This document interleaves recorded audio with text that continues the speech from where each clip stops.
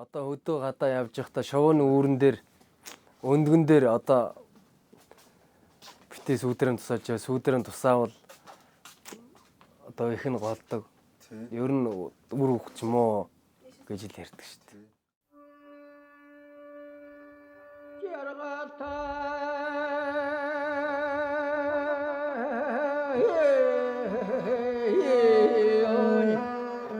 За малчин бид нар бол одоо шовууттайгаа байгальтайгаа горшин амьдарч ер нь бол байгальтай ойр шовууттай ойр хамгийн одоо ойрхон амьдардаг хүмүүс одоо бид нар л байгаа да. Хоршиж одоо цөв ер нь өвөл зуны хавар намар зуны цагт бол байнгын л шовууд энэгээр ингээд нуур усандаа байж байна. Бид нар ч маллаад ингээд горшиж амьдардаг ийм л устай.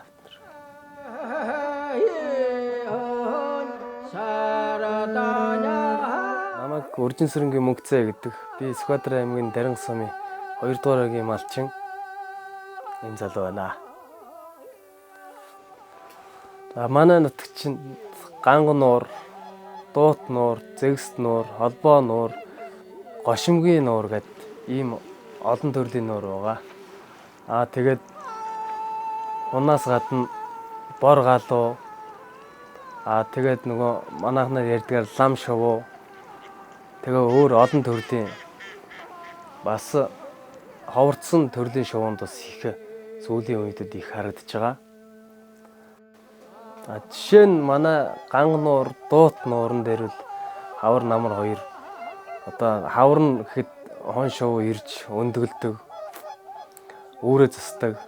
Одоо тэгээд энэ цаашлаад бас намар эргээд ирээд хон чуулаад буцаж явахдаа бас энчээ чуулж олноороо цуглаж үчээ сэлбэж тэгж бөөндөө явж одоо агаар дээгүр одоо олноороо бөөгнөрч яваад агаар дээгүр залхицж явахдаа би энтэй ээлжиж ингэж бас ингээд гошуулж ингэж явдаг байгаа. Тэгээд тэр нь ухандаа нэг шоу надарлаа гэхэд дараагийнхын шоу ингээ ард нь орж ингэж явдаг. Тэгж бас нүүдэлж явахын чуулж явахдаа хамгийн сүүлд манай энэ ч Ганган нуурд ирж чуулаад тэгээ буцдаг. Тийм учраас манай нутаг бол одоо нүүдлийн шоудын одоо нүүдэлж явах энэ хугацаанд бол хамгийн чухал газар байгаа.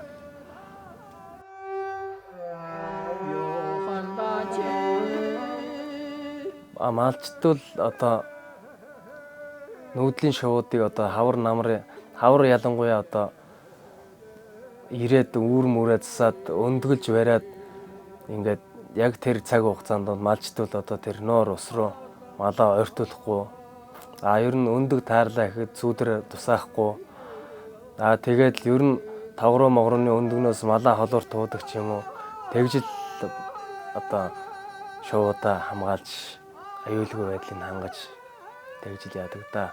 Тэгээ өглөөгөр энтрүүл нэг үргэж барьдаг.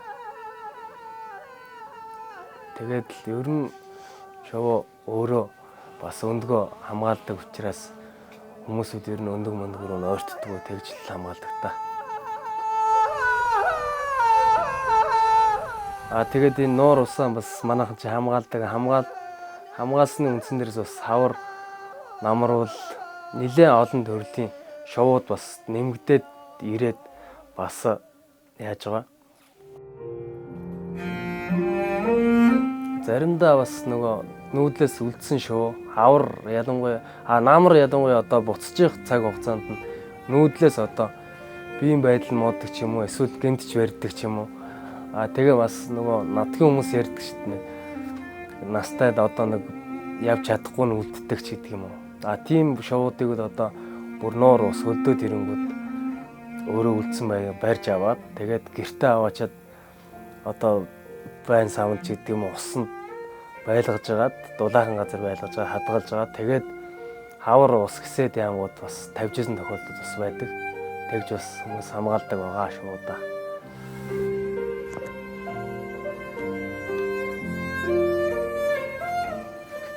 Одоо шовуу байгальтайгаа одоо орчиж амьдрах өвөл анханаас биднэр л одоо дээцүүлээсэл бүгдэнд нь өвлөж зааж сургаж ирсэн байгаа. Жишээлх юм хэлэхэд одоо өндөгний одоо шувууны өндгөн сүүдрийн тусаадгүй үүр мүрийн бас нураадгүй оочулдгүй барьдгүй гэд ингэж ярьдаг. Тэрийг л одоо хүүхдэдээ зааж сургаал одоо дээцүүлийнхаа яг үгээр л тэгж л явдаг байгаа даа.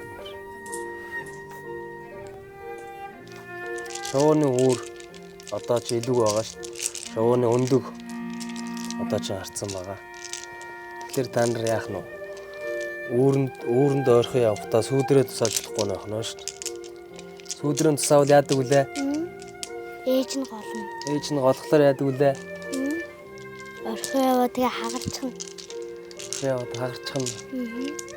Тэгэхээр болохгүй байх нь ш тийм үү?